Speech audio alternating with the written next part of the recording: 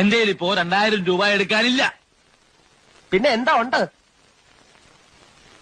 നുള്ളിപ്പെറുക്കി അവർ 500 രൂപ കാണും. എന്റെ പട്ടിക്ക് വേണം. മര്യാദക്ക് 2000 രൂപ എന്റെ കയ്യിൽ എണ്ണി തന്നില്ലെങ്കിൽ അതിന്റെ പ്രത്യാഘാതകം. പ്രത്യാഘാതം മേഘം എന്നുള്ളതിന്റെ ഇയാളെന്നെ പഠിപ്പിക്കൊന്നും വേണ്ട. പ്രത്യാഘാതം അത് ഭയങ്കരമായിരിക്കും. എന്തും നേരിടാൻ തയ്യാറായിട്ട് തന്നെയായി ഈ നാടകത്തിൽ ഇറങ്ങിത്തിരിച്ചിരിക്കുന്നത്. ഒരുമാതിരി പല തന്തയ്ക്ക് പറഞ്ഞ പരിപാടി എന്റെ അടുത്ത് കാണിക്കരുത്. തൽക്കാലം പല തന്തയുണ്ടെന്ന് വിചാരിച്ചേക്കാം.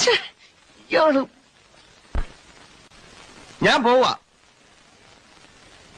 പോവാന്ന്. അതെ, കുറച്ച് പതുക്കെ പറഞ്ഞാലും കേൾക്കാം.